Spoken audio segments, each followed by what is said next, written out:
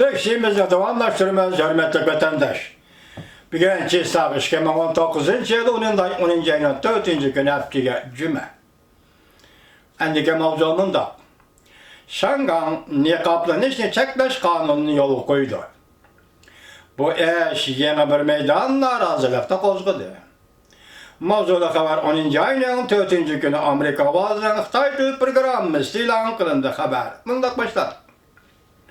Şangan Memuriyet Başlığı Lin Jingyu 10. ayının 4. günü niqablanışını çekleş nizamnaması ilan kılıp 10. ayının 5. günü kez saat 12'de küçke iyi kıldı. Şangan şehir ahalisi cuma günü çüşte zor külemlik namayiş etkizip Şangan sakçılığını tarihte bitiş gerek. Bu bizden 6. talebimizde şu arta oludu.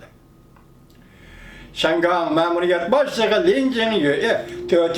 günü 10. ayının 4. günü muhbirlerini kütübeli iş yığın adamını da görsetti. Ciddi kanundan paylanıp niqablanışını çekleş nizamnaması tüzüldü. O yanımında dedim.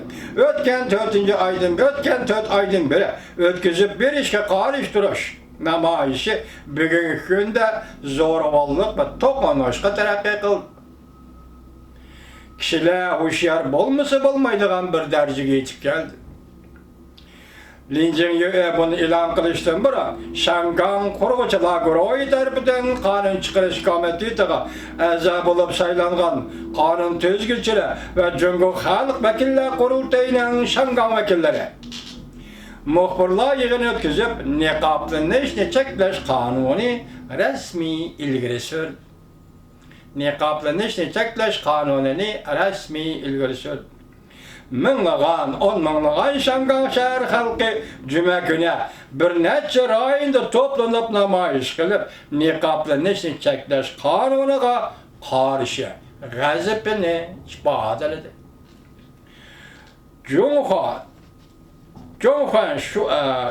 Junxuan Shudabatsidagi yig'ilishda Şangan iqlim masalalari obzorchisi Bandung Kay taaddi qilib undaq dedi.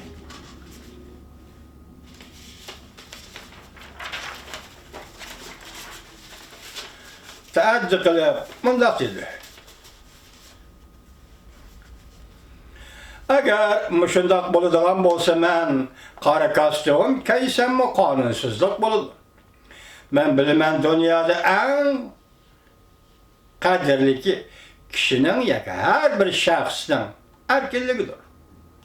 Men maska taqashni xohlasam maska taqayman. Men qora kostyum kiyishni xohlasam qora kostyum kiyman. Men niqoblanishni xohlasam yuzimni niqoblayman. Ve Şanganlıklar en yaxshi ko'radigan yadrolik qimmat qarashlari kishilik huquq ve erkinlikdir. Bu qatamki yig'ilish maska yig'ilishi deb ataldi.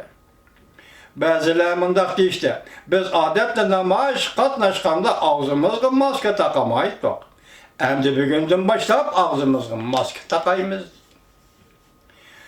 Bunun isimli bir nefer ayol namayişçi odatda maska ve qalpoq kiyip namoyish qatnashatdir.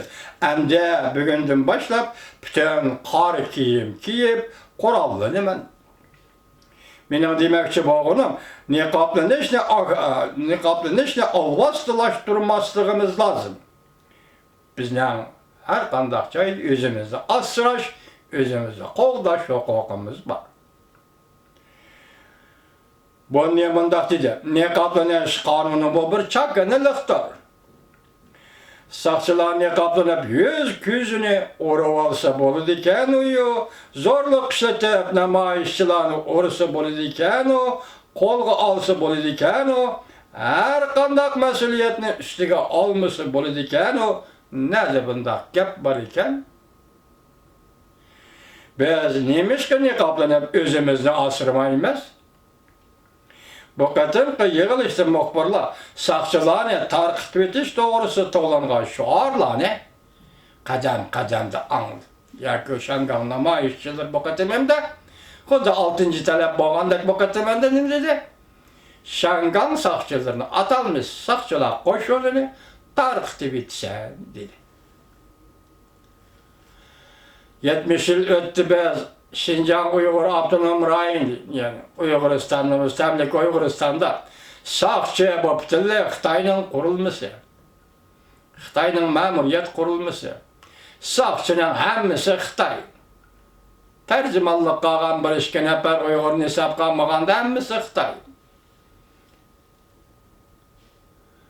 Biz muvaffaq bulanmızıq 70 yıl beynide sakçılarına tarqıtıb et boşunca Uygur Abdunum Rayınıydık o. Hukuk dairimiz kayyada etca sakçı teşkilleşi. Hukukumuz mu yok mu? Dep namayiş kılalımızıq. Çünkü vatandaşım bu çağda millet umumiyizlik, uygunuş devre kırmıgen idi. Şunlaşka bugün bu millet 3 milyon, 5 milyon əzalarını ceza lagırlarına solap koysa hiç demek kılalmaydıgan bir biçare halet düşüp kaldı.